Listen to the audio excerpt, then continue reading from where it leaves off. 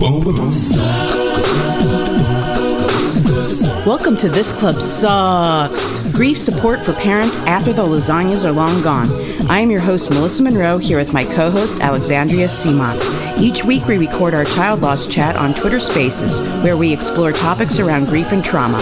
Whether you are a bereaved parent, want to support bereaved parents, or exploring other sources of grief, we'll be here holding space after the lasagnas are long gone. Oh, this club sucks.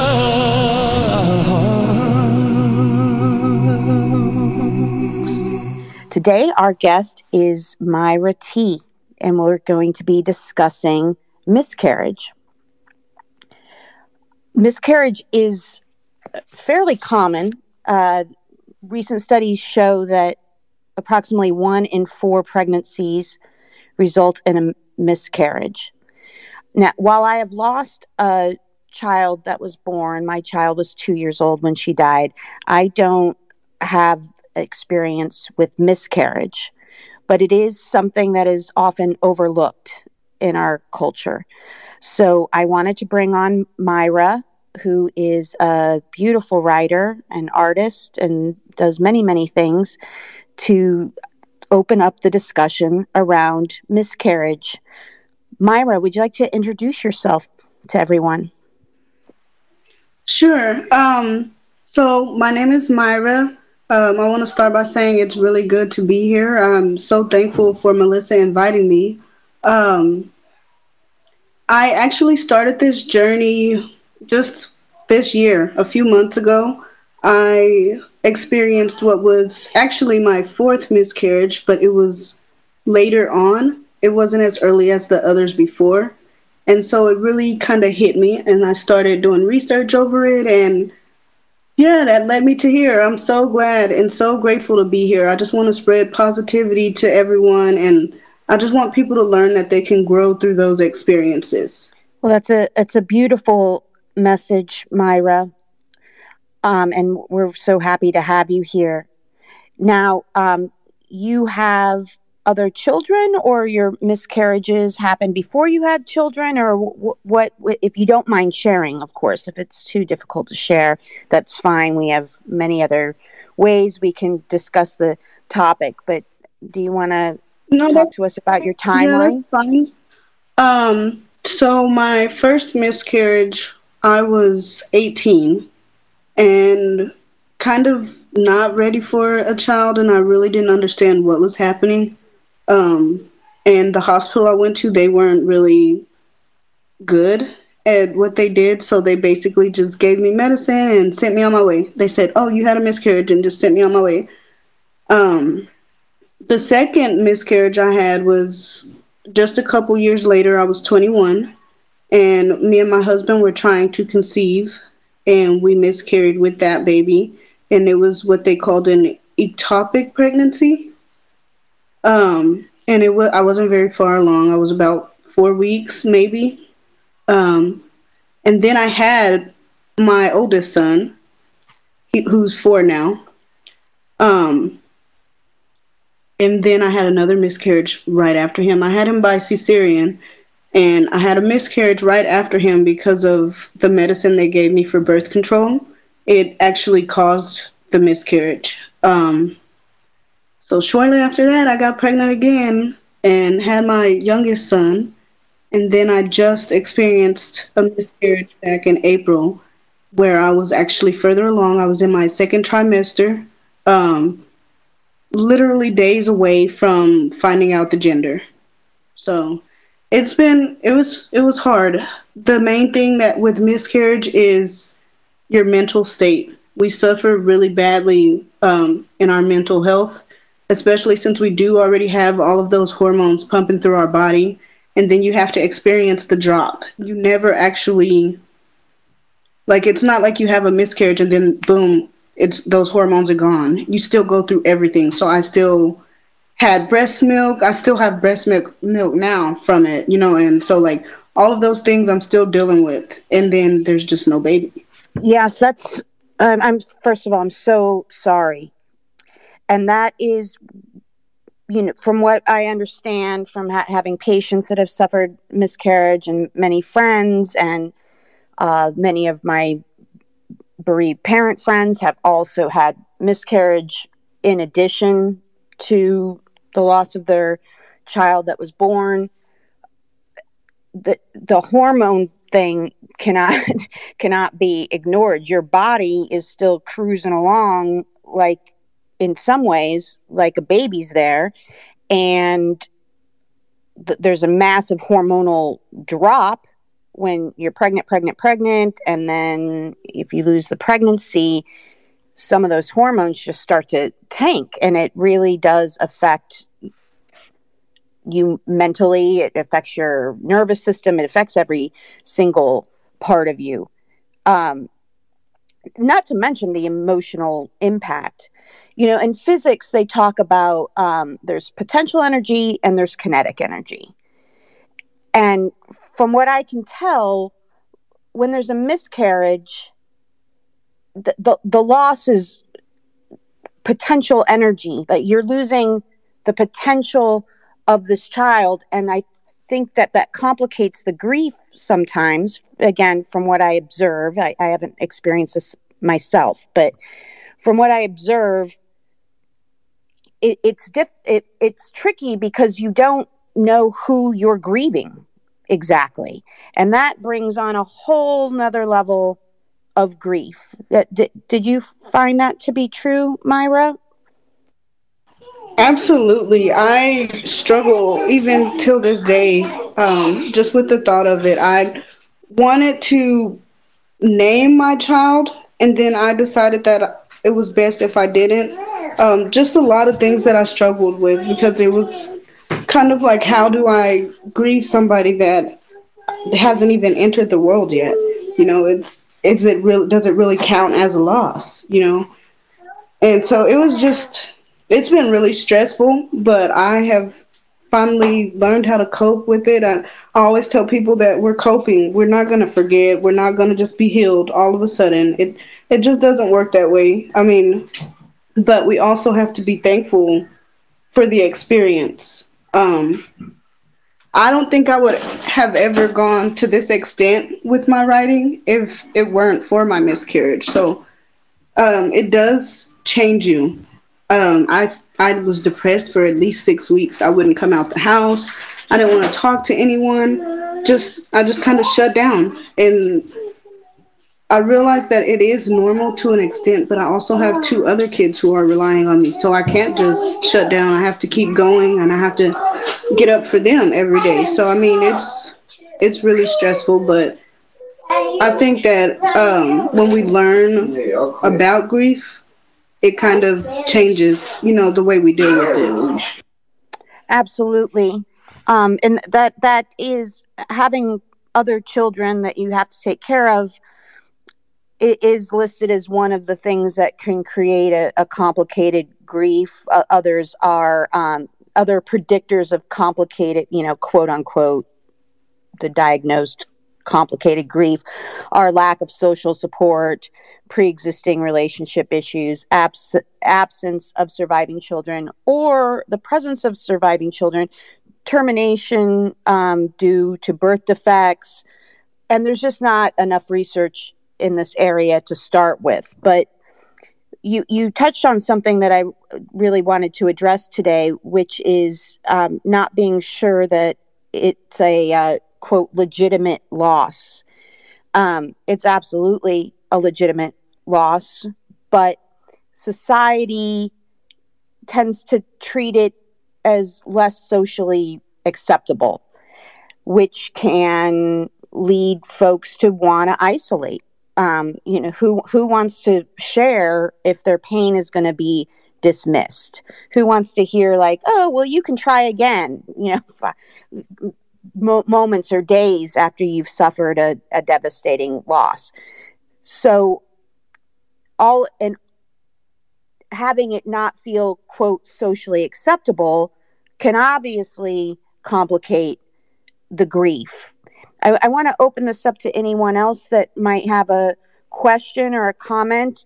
If you have something to say or you want to ask a question, you can request the mic, and Dr. A will bring you up here.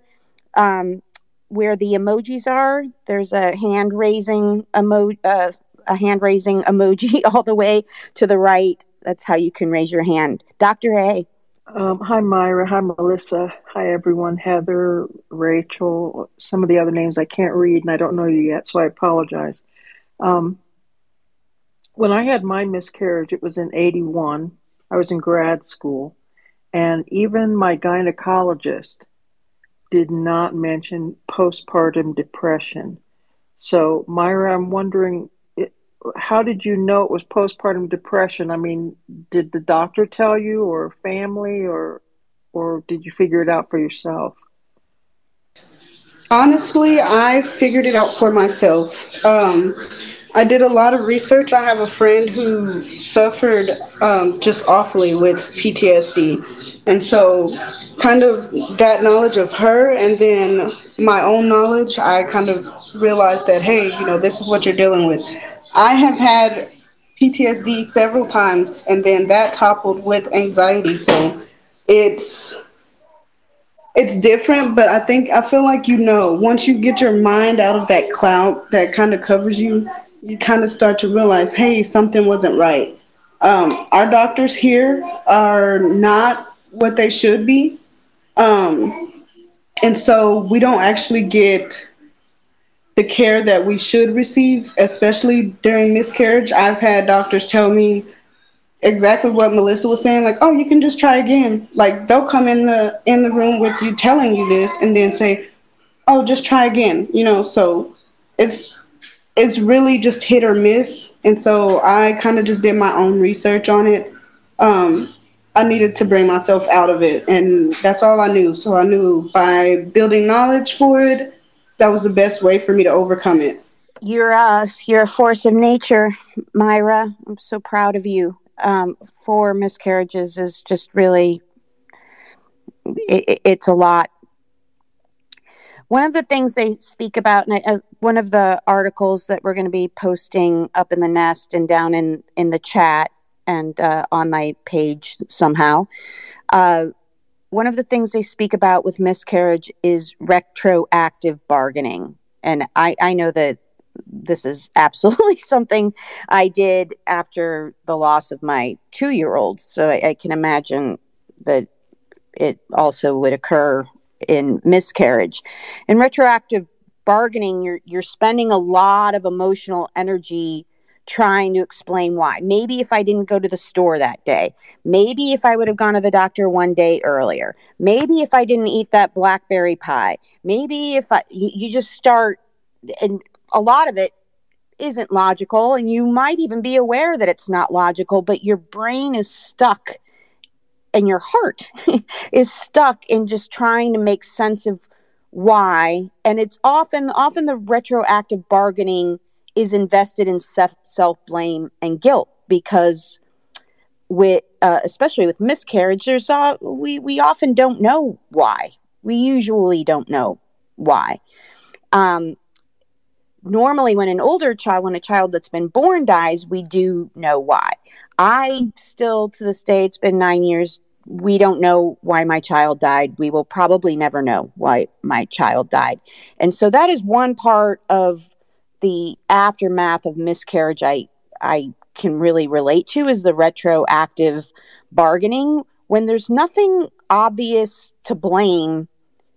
In my experience was that I directed the blame inwards. I was sure it was my fault. I looked for, I mean, everything.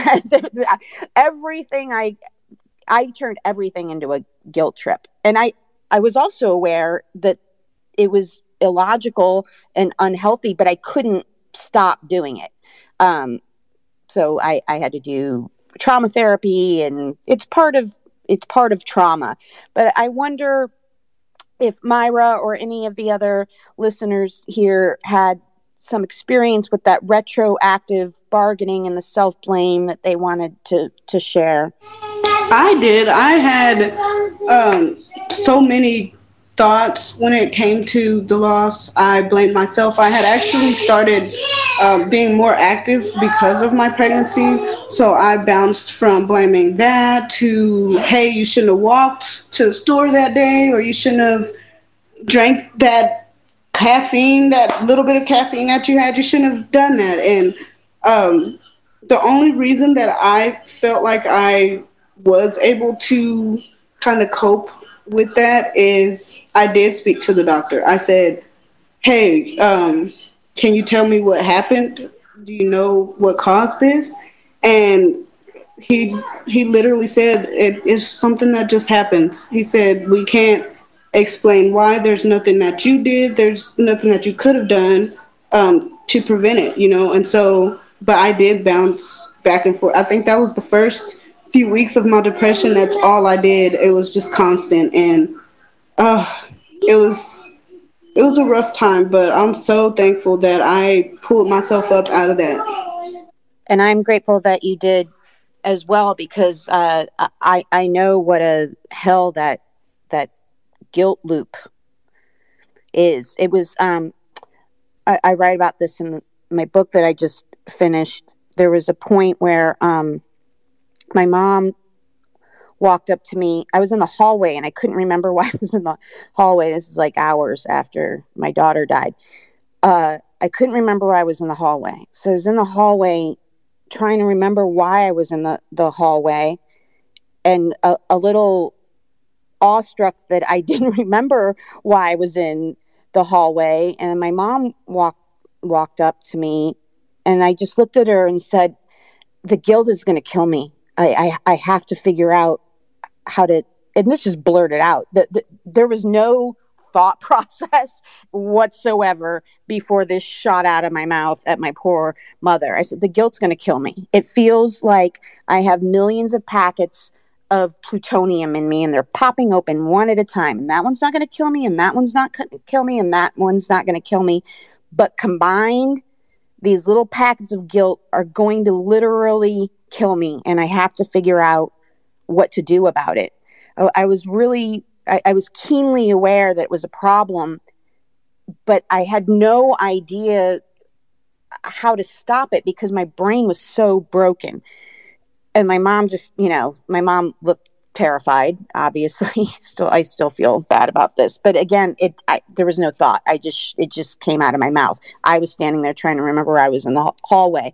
And my mom, went to go do something else. And I left the hallway since I couldn't remember why I was there. And as soon as I left the hallway, I realized, I have to go to the bathroom, which is why I was in the hallway, because I was on my way to the bathroom. And I thought, wow, okay, this is not good. I forgot I had to go to the bathroom on my way to the bathroom, and stood there for several minutes trying to sort out why I was even in the hallway. That's when I knew my brain was truly broken. One thing I definitely wanted to address today, and we have a fella in here. Hi, I'm gonna bring you up in just a second, Mr. JB. I'm so glad that you're here, because one of the things that I wanted to address today is the emotional impact on men, which is often overlooked. And there's very, very, very little research on it. There's precious little support. University of College London study with 160 partners of women who suffered miscarriage found that 85% of the men reported sadness, 63% reported grief, 58% shock, 78% reported sleep issues, and 48% reported that it affected their work. Yet there's very little social support for the men. Obviously, they're not as physically affected as the woman, and that oftentimes they believe that they have to be the rock, and so their own feelings are pushed down. Men don't tend to discuss these types of things with each other as much as maybe women do, and so there's many reasons why men often don't get the support that they need after a miscarriage. And I wondered if you had anything that you wanted to say about that, Mr. JB. Thank you for being here. First of all, I'd like to thank the host of this space and those present. I wrestled with myself for a bit about whether to take a mic or just listen, but some of the things you're saying that you were told by the medical profession, friends, family, some of the same things I experienced. My experience is vastly different. 2000, I lost my wife and my 9-year-old son to a car accident, and I heard the same things that I think some of you ladies were being told, that, you know, it's time to get over it. It's time to get past it. It's time to move on. You can have other children. You can get another wife. People don't understand how cruel that is, to tell you what you can do to get past something that they have no idea how to handle. The reason that they died in that car accident was because I decided to stay home while they took a road trip that we had all planned, but I decided to stay home to complete a work project that a client demanded they have, you know, ahead of schedule. I would have been driving, not my wife. We were both excellent drivers, but I just knew the roads that we were taking a little bit better than her. So, of course, the thing you mentioned about guilt, something that I've been carrying for 22 years, and no amount of being told it's not your fault, it was going to happen anyway, all that garbage that people say to you to try to comfort you does the opposite. It made me angry. And it's been 22 years, and it's not a day that passes that I don't have to deal with this. Now, I'm not one who talks to a therapist. I don't sit in a circle of people I don't know and discuss my feelings. So I had to find a way to deal with this so that I didn't lose my mind, or I didn't hurt someone. Or I guess hurting myself could have been a possibility, but not something that ever entered my mind. So I had to find ways just to hold on to my sanity. I can't imagine what it would be like to have a miscarriage or to lose a baby. My son was 9, and we had, you know, I don't know if that's worse or not, because we had a bond over 9 years. And I just understand a bit, I think, what women go through when they have a miscarriage, although this was not that. It was still a loss of a child. And I feel the guilt and responsibility for that. And I have never really talked about this in a space. I had some spaces that I was hosting every Sunday about grief and loss. But I never really discussed my own situation in those spaces, because I was trying to be a moderator and not burden the people who came in there to discuss their loss with my situation. But I think this is the first time I've actually talked about this in a space, and it's a hard thing to deal with. So I don't know, I don't have the words to say what I feel about women having to go through this. 4 miscarriages, to me, I don't know, it would be like me losing my son 4 times. I don't know that I can even mentally handle that. So women are a lot stronger than men. Never let it be said that you're the weaker sex, because you're not. I guess that's all I really wanted to say, and thank you for the opportunity. Well, first of all, just let that is heart-wrenching, and I'm very. I feel honored that you shared your experience with us today, and I'm just sorry that is your experience to share. That is a heart-wrenching story. I want to touch on something that you said about, well-intentioned people saying things that are not helpful. When I wrote my book, actually, backtrack. Right after my daughter died, 11 days after she turned 2. So all her birthday stuff was still up, and banner. She was pronounced dead while I was standing under her birthday banner, strangely. The question I was asked more than any other question in those early days was, what's the worst thing that someone has said to you? And I didn't want to answer that, because at least 90, if not more, 90% of what was coming toward me was beautiful support.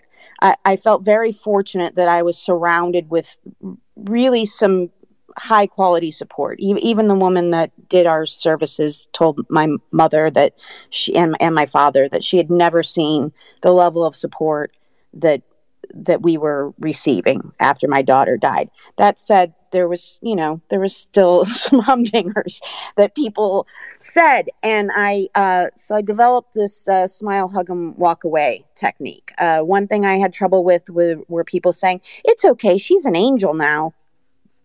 And I just thought, well, if God is who you say God is, God doesn't need to smite my 2-year-old to make an angel. He can make his own angel. But I didn't say that because I knew these people meant well. I knew that we live in a grief illiterate society, and they just, and these people loved my daughter as well. I knew they were suffering as well. But it wasn't helpful to me. So I smiled, hugged them, and walked away. That sucks to hear. It's not what I want to hear. It's not helping me. I also know they don't mean to hurt me. And so I'm going to smile, hug them, and then walk towards something that is more helpful to me. That was the method that I used. When you were talking about people saying, you can just get another wife, you can just have another kid. I mean, that stuff it's so mind-boggling to me. And I was an older mom, so I didn't have to hear that as much as some of I know some of my bereaved friends who are younger than me heard that a lot. I think with me, they were like, oh, that's really sucks because she's about to be put out to pasture. I mean, she probably can't have any more kids. So I didn't hear that very much, but I heard things like that. And this is something I address in my book as well. It is never, ever, ever, ever, ever, ever, ever, ever, ever, ever, ever our place to point out a silver lining for someone else. It is never our place to point out a silver lining for someone else ever, whether it's child loss, whether it's an act of war, it doesn't matter what it is. It is not our job to tell someone else where to find their silver lining, to just look at it this way. To these people have it worse. Grief is not a contest. All losses deserve a grief period. Mr. JB, before I call Rachel up, I just want to say again, I'm really touched and honored that you shared with us. I appreciate the work you've done for grief, but your grief is absolutely valid, and it is never a burden to anyone else. And if you go back to having your own spaces, it's always up to you whether you share or not. But I never want you to see it as a burden. Rachel? Yes. Hello. And thank you for the brave shares, Myrah and Mr. JB and Dr. A, and of course, Melissa. I have not lost a child or had a miscarriage. But what I wanted to bring up was when people, as a survivor of childhood sexual abuse, which most of you know, we get a lot of, well, at least you can still do this. Well, at least you're still alive. Well, at least this. And there's a lot of silver lining pointing out that happens, which does not help. And there's actually a term for this. It's called toxic positivity. And as you said, Melissa, most people, they mean well. They're we are problem solvers. That's what humans are. And so we want to say to somebody, well, when this happened to, my sister's aunt's third grade teacher, this is what helped her, right? And so people are trying very hard in some way to help you. And I don't think they mean it to be dismissive or minimizing, but that is absolutely how it comes across, especially in situations like the loss of a child. You can always have more. I mean, who says that to somebody? That is just horrific. But I do hear from other survivors who have had miscarriages or have lost a child that this happens quite frequently. And I can't compare I'm not trying to. Grief is grief. I've lost people to suicide, etc. It's a horrible, horrible thing to go through that we dread. I mean, we know it's coming, but we don't know how or when, right? That's part of being a human. It's like a bad TV show sometimes where we know how it's going to end, but we don't know how we're going to get to that point. So I just want to offer my love and support to everybody who is a survivor here of any kind of grief or loss. And just know that you matter and you deserve to get the help that you need. And if those people who are in your life who are constantly in some way trying to get you to look on the bright side, it's okay to say, I am not in the place to have that conversation with you. Thank you for your support and concern, and just walk away. Because at this point, what you need to do is work through your grief in whatever way that needs to be. Grief is different for everybody. So I just wanted to add that. Amen. Thank you, Rachel.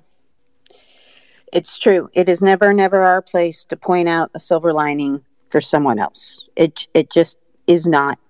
But Rachel's right. We're problem solvers at heart. We want to fix things for people. I've talked about this before, and I'm going to mention it again. We have different people in the room.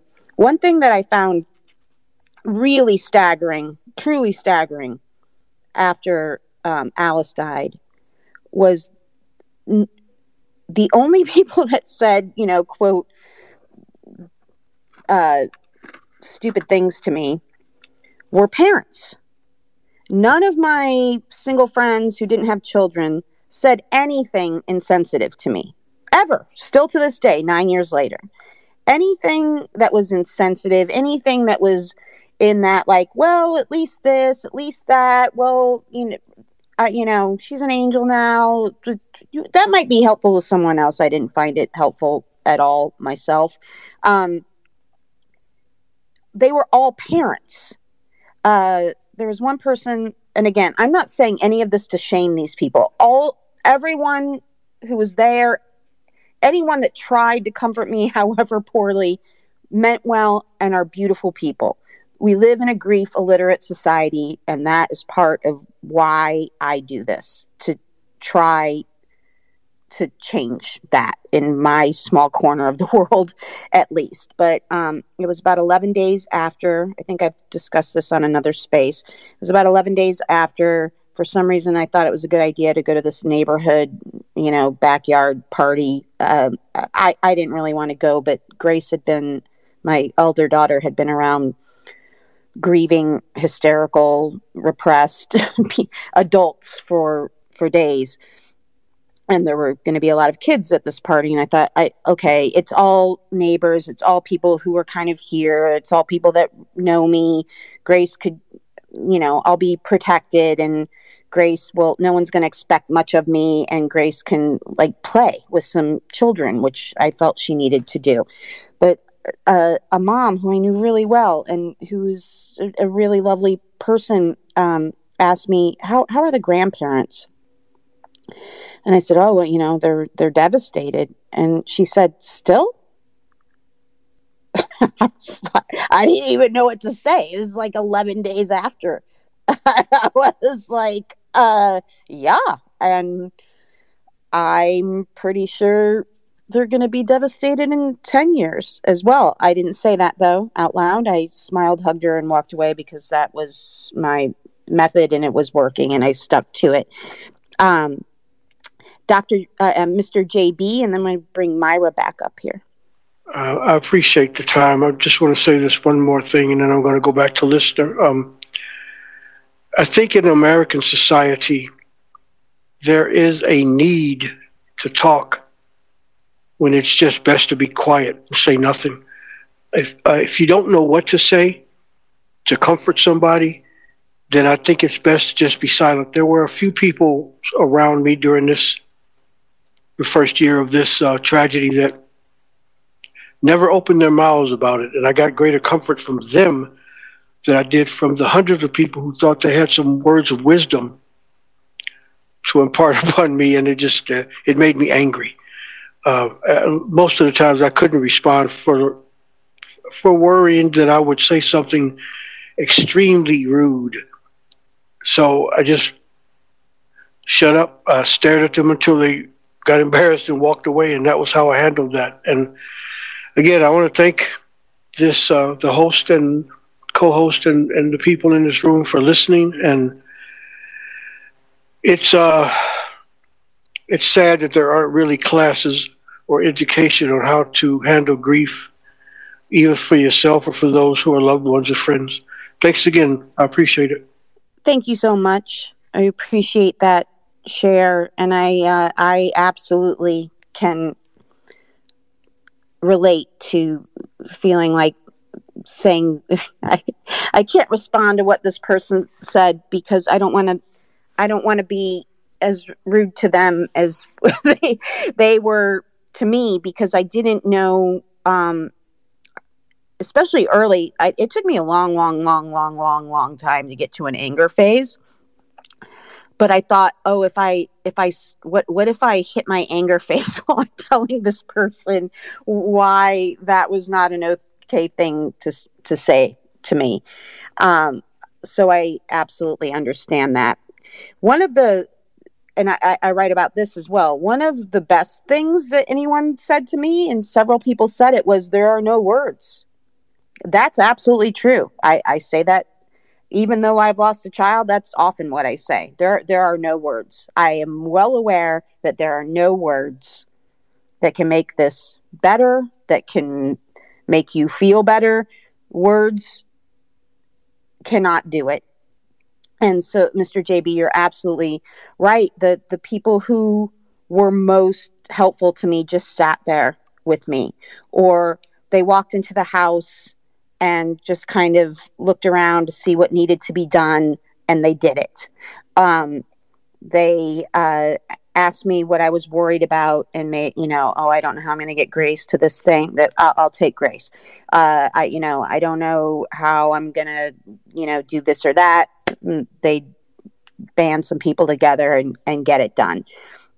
Love is an action, but for some reason, in cases of grief, we all feel this pressure to say the profound thing that will make a difference for this person. And I think we should all just take that responsibility off our shoulder. There's really nothing that you can say that I've ever heard other than there are no words. To me, when someone said there are no words, it meant that they understood the profundity of the pain and the loss. Myrah, I wanted to bring it back to you and talk about how I know with some people that have suffered miscarriage, hearing news about happy news about a friend who's pregnant, or even a celebrity, can stir up some of the miscarriage grief. And I wonder if you or anyone else in the room who suffered miscarriage, if that's something that you experienced. Absolutely. I actually got pregnant during a time where most of my friends were pregnant.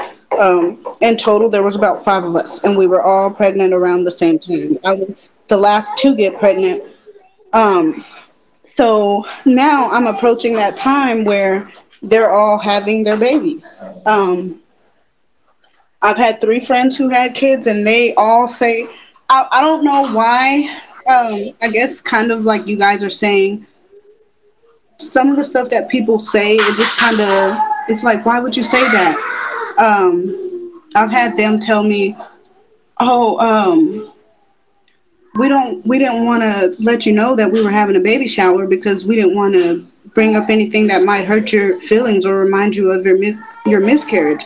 And it's like, well, I know you're pregnant, like I can't be mad at you for being pregnant. I can't be mad at you for having kids, but I felt like a lot of people went on the assumption that it was just going to tear me down, and I don't know. I don't know what they thought.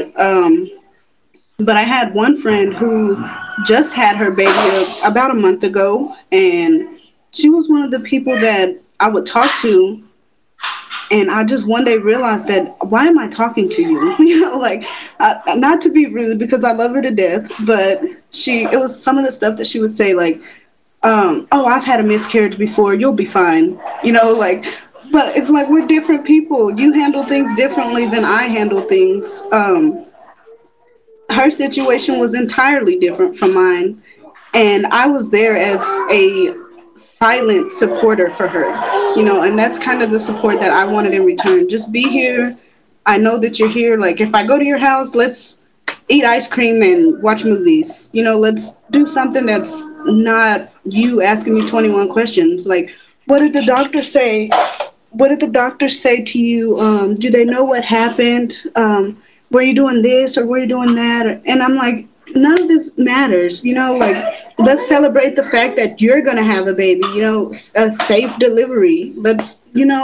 I'm just that type of person. I don't want to dwell on the things that I can't change. My miscarriage didn't take away the fact that they were going to be excited about their kids, and to me, it hurt me just to see that they kind of looked at it that way. And most of them were like, oh, I'm so sorry. And that's, to me, the worst thing to hear. I'm so sorry that you experienced this loss, or I'm so sorry that this happened to you. And it's kind of like they're singling you out because they don't know the facts. They don't know that miscarriage is more common than not, and I've had people say ugly things to me.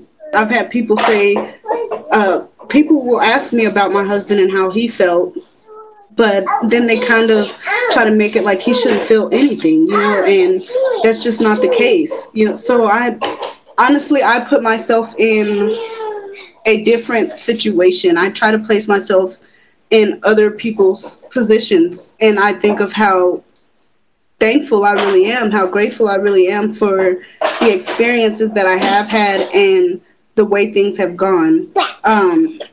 For example, Melissa, your daughter, when I read your story about your daughter, I was so moved. My youngest son is 2, so it was just something that I had to be thankful for. I was overwhelmed. I was so overwhelmed to be speaking with you and to hear your story, because I thought, man, I struggled with my miscarriage, but I can't imagine had my child been here.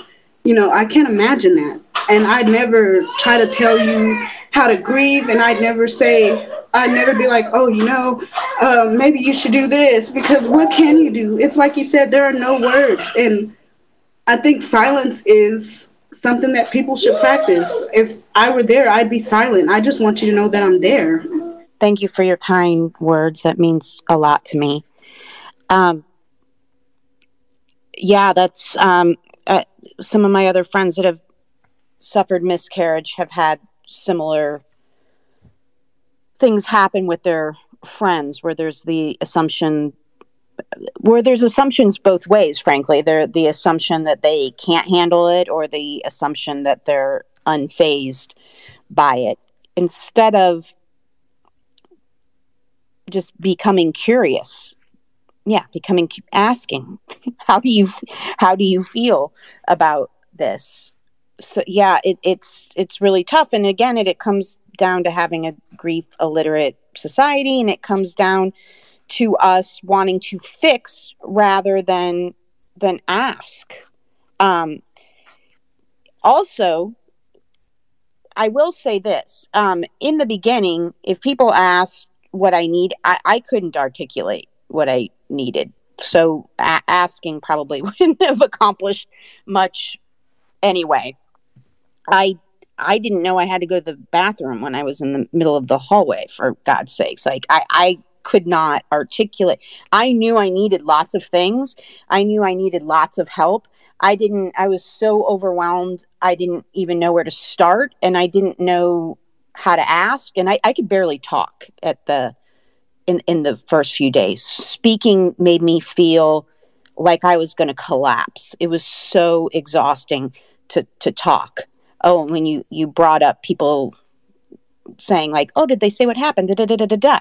We didn't know why why Alice died. And Heather's in here, who's another SUDC parent.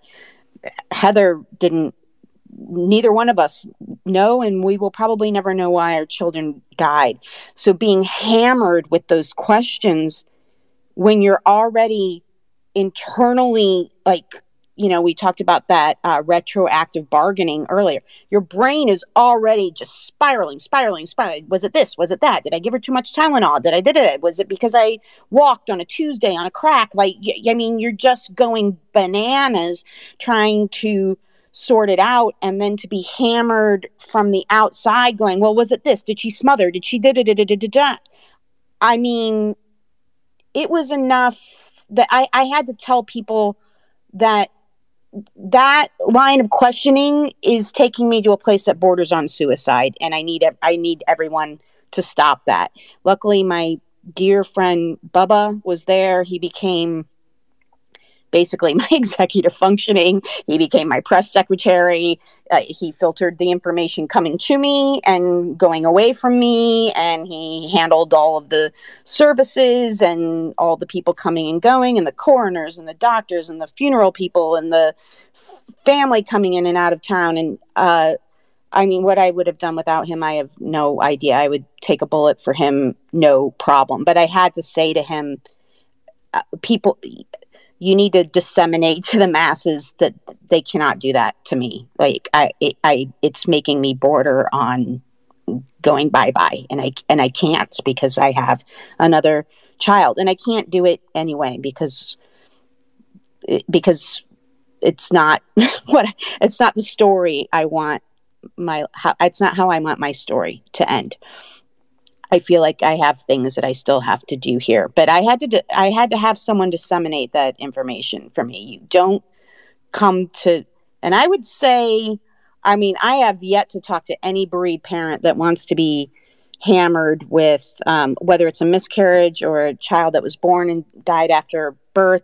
I don't know any parent that wants to be hammered with, but did you think about this? Could it have been this? Couldn't it have been this? What if they didn't? Like, you're already doing that. It's not helpful. It's beyond not helpful. It's extremely damaging. So I absolutely empathize with that, Myrah. I know how difficult that is. I'm going to wrap this up. If there's anyone else that has a question or a comment they want to make before we start to wrap this up, Myrah, go ahead. Before you wrap everything up, one thing I just wanted to say was thank you to everyone who's here listening. Of course, thank you to you for inviting me on this chat. I hope that people can take away some of the things that have been talked about and just kind of build on it. We're not very many people, but our voices can be heard. And I think that that's what we need to focus on. We can bring awareness to all of this stuff. We just have to work together. It's all about a togetherness. And it just means the world to me that there are so many of us just willing to be in this chat. I also want to say to Mr. JB, I am severely moved by your story because, like I said, it's unimaginable. But I just want you to know that, just keep being strong and keep pushing to get the word out there and raise awareness for men, because you guys do need to have the same options, It's sad that we live in a world that kind of separates us in that way. We know that we all grieve differently, but we do all grieve. And so that's really all I wanted to say. Thank you for that, Myrah. Yeah, and on that note, I wanted to return for a moment on the emotional impact that this has on men. I had a male friend write me before the chat who's never attended one of my chats before, and wrote me privately and said, I was really hoping to come today, my partner and I have recently suffered 3 miscarriages in 2 years. And as a man, I felt like there's been really nowhere to discuss that. And so I assured him that this would be recorded and he could listen to it later.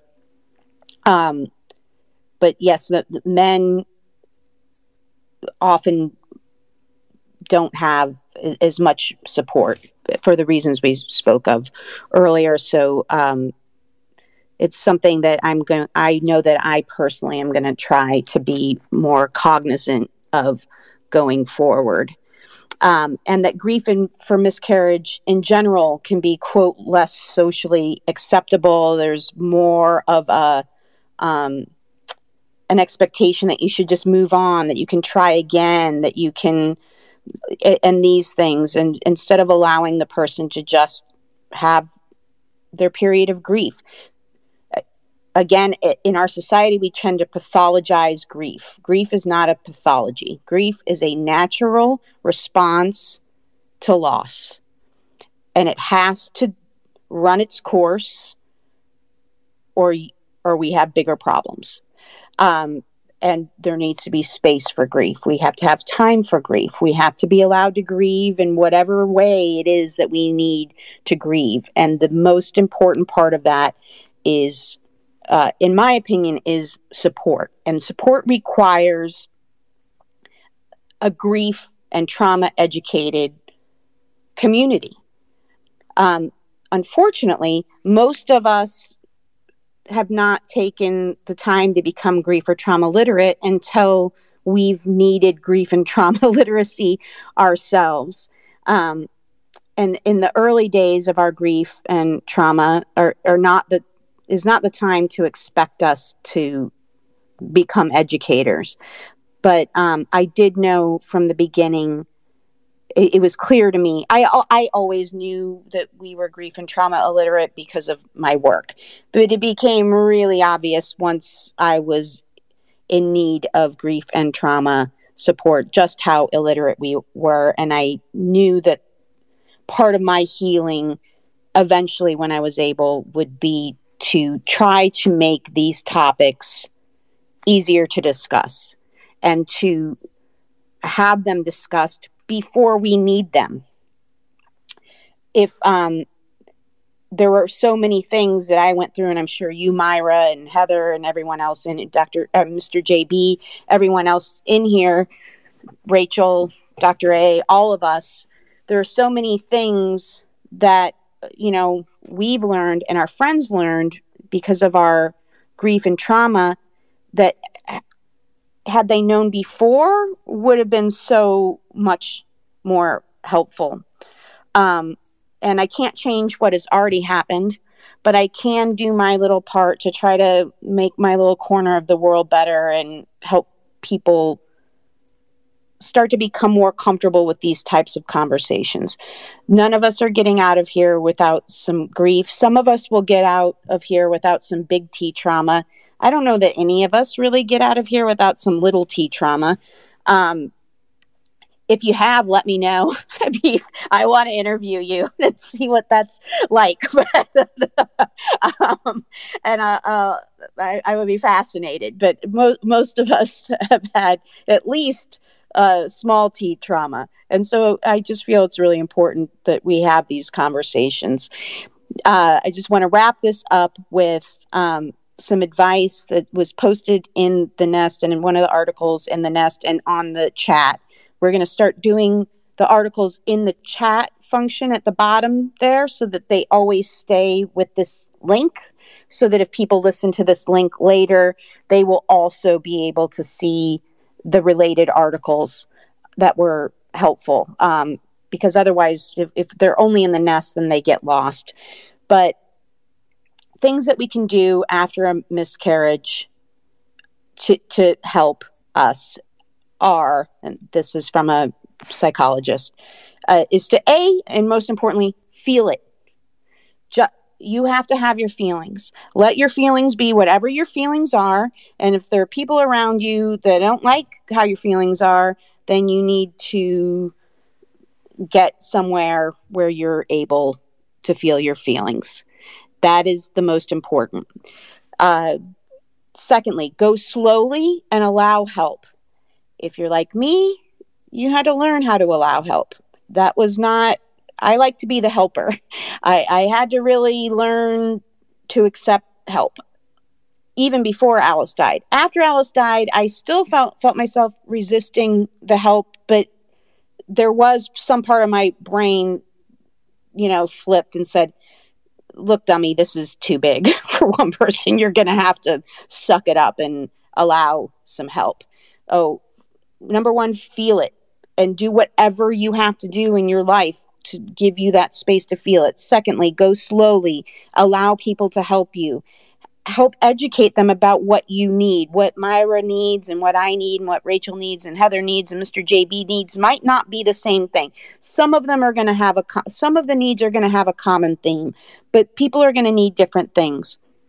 Third, and the most difficult, I feel, is to learn how to integrate it into your life. Learn how to make it part of your narrative. That's the tough thing, because in the beginning, you don't want to. Who wants to have to integrate child loss into their life? Nobody wants to do that. It sucks. It's the suckiest of all the sucks. It's horrible. No one wants to integrate that.